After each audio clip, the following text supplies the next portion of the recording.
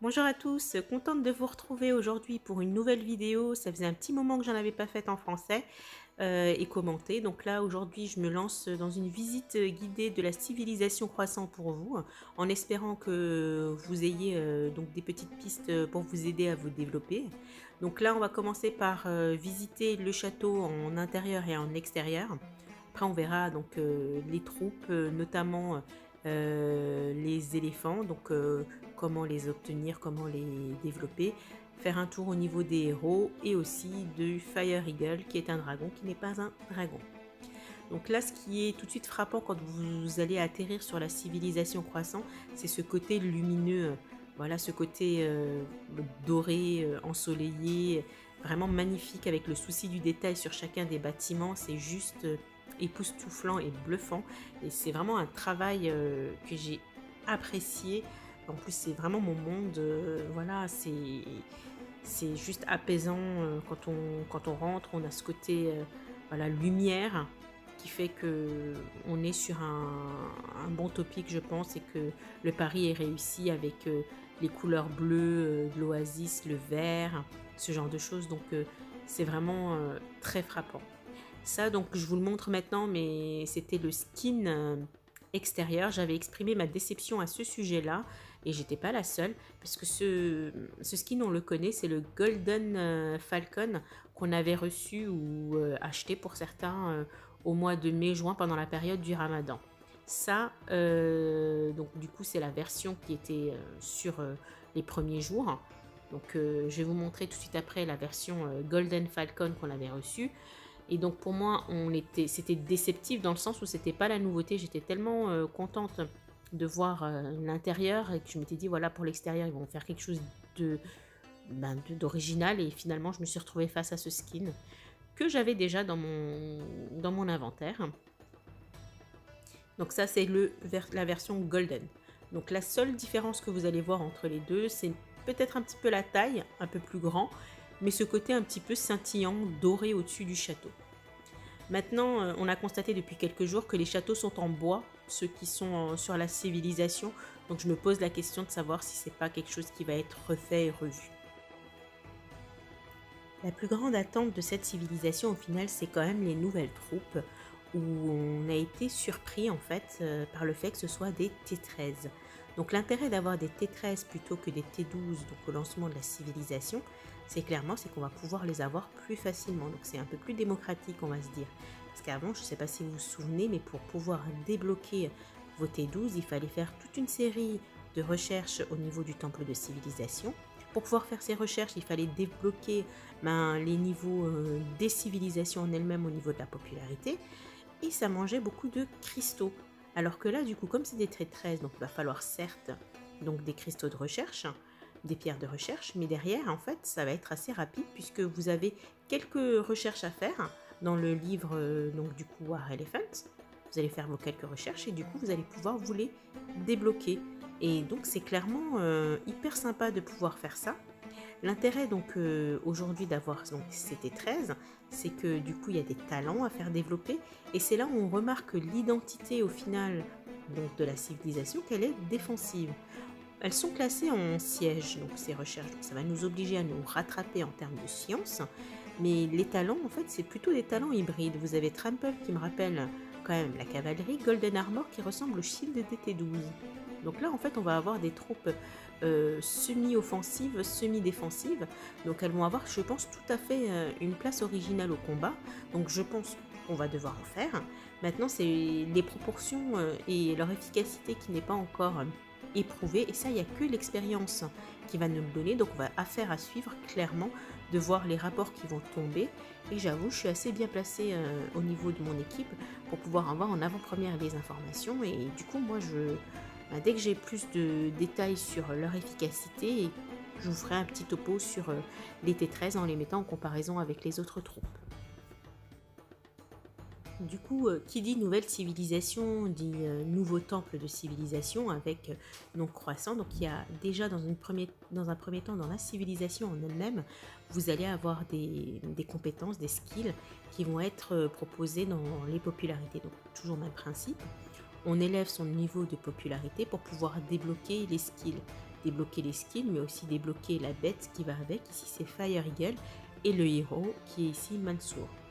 Donc l'idée en fait c'est donc de débloquer ces skills et ça permet en fait en gros ici à ce niveau là, donc dans la popularité détail, de voir la carte d'identité de la civilisation. Et là on est sur des skills défensifs avec du HP en défense, des dommages défensifs, donc ça aussi donc c'est très axé.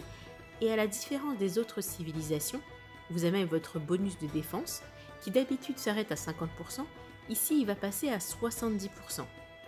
Et on a un petit skill qui est bien sympa, qui est là pour augmenter donc, ce que vous récupérez au niveau de vos attaques de monstres.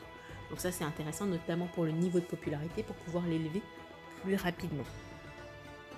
L'idée donc d'avoir de débloquer au fur et à mesure votre popularité pour pouvoir débloquer les skills et les augmenter, c'est aussi de donner la carte d'identité de votre château. Donc clairement si vous vous mettez sur croissant, c'est que vous allez vous baser sur un château défensif. Je me pose la question aujourd'hui de l'intérêt au vu des faibles pourcentages au niveau donc, de Fight Alone et de Wiping Out, donc des dommages défensifs et du HP, l'intérêt pour moi de rester dessus, puisqu'aujourd'hui j'ai une bonne civilisation qui est déjà en admire sur Washai, et je me pose la question aujourd'hui, puisque j'aime bien combattre aussi, participer au combat, si je vais pas me pénaliser de l'une à l'autre. Donc là je suis encore indécise et je pense que c'est l'expérience qui va faire que je vais me décider à ce niveau-là. Donc toujours dans le temple de civilisation, vous allez retrouver les quêtes précédentes. Il va falloir faire défiler donc pour pouvoir voir apparaître la croissant. Donc pour pouvoir la développer, il faudra donc bien sûr augmenter les niveaux de popularité, puisqu'au fur et à mesure où vous débloquez vos niveaux de popularité, vous avez accès à de plus grandes sciences. Il y a une autre chose qui est sortie, mais ça je vous montrerai plus tard, parce que c'est quand vous avez atteint au maximum donc une recherche, vous avez des nouveaux cristaux qui sont des cristaux dorés qui vont permettre encore de surdévelopper les sciences. Mais ça franchement j'en suis loin encore. Et si j'ai un exemple à vous montrer, j'hésiterai pas à vous faire une petite vidéo, mais je pense que ça va attendre un petit peu le temps pour moi d'arriver à ce niveau-là. Rage of Desert, donc la rage du désert, c'est la carte d'identité, comme je vous l'avais indiqué, de la civilisation sur de la défense. Donc vous n'aurez pas ici des dommages offensifs comme vous pouvez avoir sur les trois premières, mais comme au HI, vous allez trouver ici des dommages défensifs. C'est intéressant donc à ce niveau-là de pouvoir les développer, même si vous n'êtes pas dans la civilisation croissante. Par contre, on va vous demander un minimum de la faire évoluer pour pouvoir y avoir accès et que ce soit donc intéressant. Vous pouvez faire des va-et-vient entre les deux civilisations, celle que vous avez le plus développée et croissant. Moi, mon petit conseil, c'est ce que je fais, c'est que je cumule les livres. Quand j'en ai assez ou quand je suis dans une période de creux où il n'y a pas trop de combats, ou voilà, je n'ai pas trop le temps, donc je sais que je ne vais pas être active, je passe sur la civilisation que je souhaite développer et j'utilise les livres pour pouvoir la faire avancer plus rapidement. Comme donc dans les autres civilisations, vous allez trouver donc, des recherches en défense, mais aussi en offensive et en défensive dommage. Par contre, ce que j'ai noté, c'est que quand elle s'arrête à 7 pour les autres civilisations, sur croissant, elle s'arrête à 5. Donc je pense que c'est peut-être quelque chose qui va être amené à évoluer dans le futur. Donc vous l'aurez bien compris. Donc là, pour l'instant, avec les recherches de civilisation donc, et la carte d'identité de croissant, on est sur une défensive civilisation donc à sélectionner et à développer si vous voulez être donc pro de la défense. Avec le lancement donc, de la civilisation croissant, on a eu droit à une sortie de deux héros. Celui qui est attaché à la civilisation qui est Mansour et ensuite Envoy Hill qui est donc une nouveauté. Je pense qu'on l'attendait tous depuis longtemps. C'est sur le même profil que Bartholdi, Sonia ou bien Julia. C'est donc un héros support. Là, l'idée, c'est de réduire les besoins en cristaux roses pour les recherches de civilisation. Donc, aussi dans le détail donc, du profil du héros, en plus du skill par étoile. Donc, première étoile, je crois que c'est 50 000 pour pouvoir baisser de 50 000 le besoin de pierre à partir du moment où vous développez les numéros.